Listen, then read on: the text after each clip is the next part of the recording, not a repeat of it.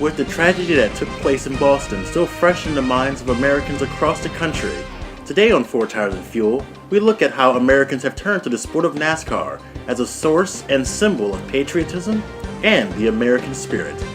Also, we will take a look at the upcoming racing action at Talladega Superspeedway. Four Tires and Fuel for April 30th, 2013 starts right now.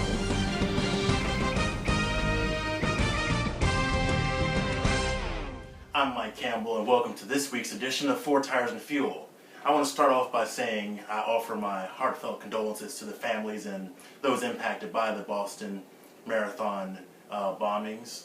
It was very difficult to have to follow that coverage on the news and see that kind of thing happen in America and happen to a iconic event such as the Boston Marathon. And I just pray for comfort and strength for those families who are being impacted by that. But with that being said, many sports and companies reached out and made their own ways of honoring the victims and those impacted by the Boston bombing situation. Many sports had patches, and sporting organizations went along with the Boston Strong mantra that came out of the Boston bombings. NASCAR also was among those that honored the victims that were impacted by this sport, which, for this video, I'm going to explain, is nothing unusual in my opinion for the sport of NASCAR.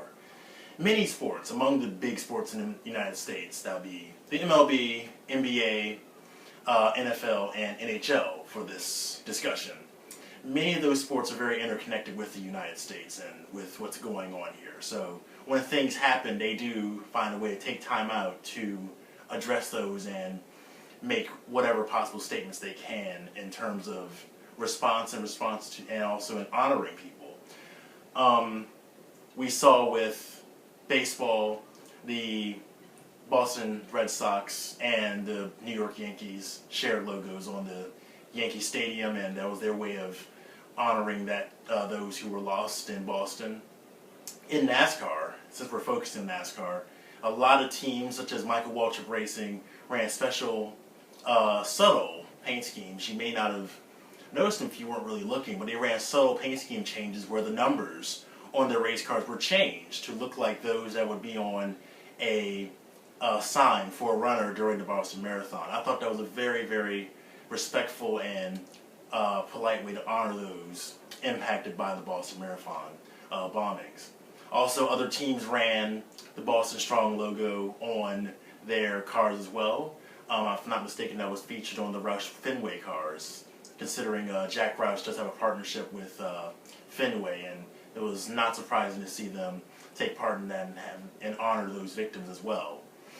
But overall, NASCAR has been known to be interconnected with the community, and not just their local communities that they race in, but the national community, always being a source of almost this level of patriotism you don't see in a lot of other sports. I consider NASCAR to be synonymous with what's best known as America. You think baseball when you think America. You think racing when you think America. It was just so synonymous with each other. And as you saw in some of the montage at the beginning, having the American colors and having the armed forces on hand for races almost every week is one of the ways that NASCAR really hones in and honors the country that this racing is part of. When you think about every time you watch a pre-race ceremony, the colors are presented most likely by a National Guard or a military base that is near that racetrack. In Virginia, if I'm not mistaken, a couple years ago, Fort Lee, which is mere minutes from my house, was at RIR presenting the nation's colors, which is something really awesome to see.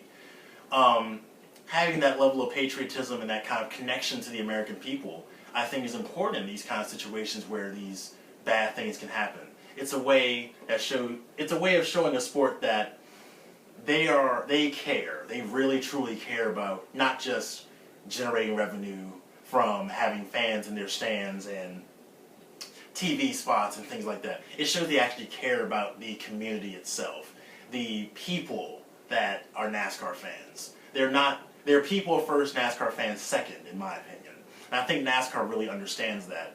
And through a lot of the ways that NASCAR honored those who were lost over the tragedy in Boston, that was really exemplified. And I want to commend all those in NASCAR who made those decisions to honor the victims of the Boston bombings, and also just the things they do overall to enhance and show off the greatness that is the United States of America through the singing of the national anthem every week, to the presentation of the colors, and to innovative things like you saw there at Bristol in the montage, using various colors to make a large American flag to span an entire racetrack. It's things like that in NASCAR that make you stand out, and make you unique from other sports around the country, and shows that you're a sport that is truly interconnected with people and truly interconnected with what matters in this country, which is being patriotic and honoring the flag and honoring the nation that your sport is running.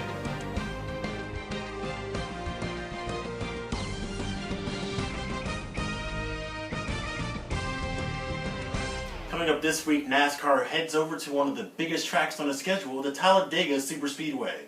And I'm going to go ahead and make my picks for who I think will do well here. Now, of course, we know Talladega is kind of a crapshoot. You really don't know what you're going to get out of the racetrack. It can go one way or the other. So I'm going to make 3 picks. And the first 2 are going to be picks that I think are legitimate. They can come through the field and win. And then my last one is a sleeper pick, just going out on a limb. And maybe if something crazy happens, this person will actually win the race. So let's jump into the rational one. The first pick I have to possibly win this race will be, you can't go wrong with Kevin Harvick. Kevin Harvick right now has been doing pretty well. He may not have the results and the points to show for it, but he's actually been very consistent. He's been sneaking up and getting these wins. He just did that last week at Richmond. So I think if he plays his cards right, which he normally does at a track like this, he'll be able to sneak in there toward the end of the race, find a teammate, find a partner to race with, and get up there and grab the win. So I'm going with the 29 car as a person to probably watch out for who could possibly win a race. Another one, which of course I'm going to get everyone normally who watches this who just says, of course you go with him because of his name. It's not just that, he's good here. Of course, Little E, Dale Earnhardt Jr. The 88 car, of course, has naturally been good at these types of tracks. He won a ton of races at Talladega. And you're almost naive to go against him at a track like this.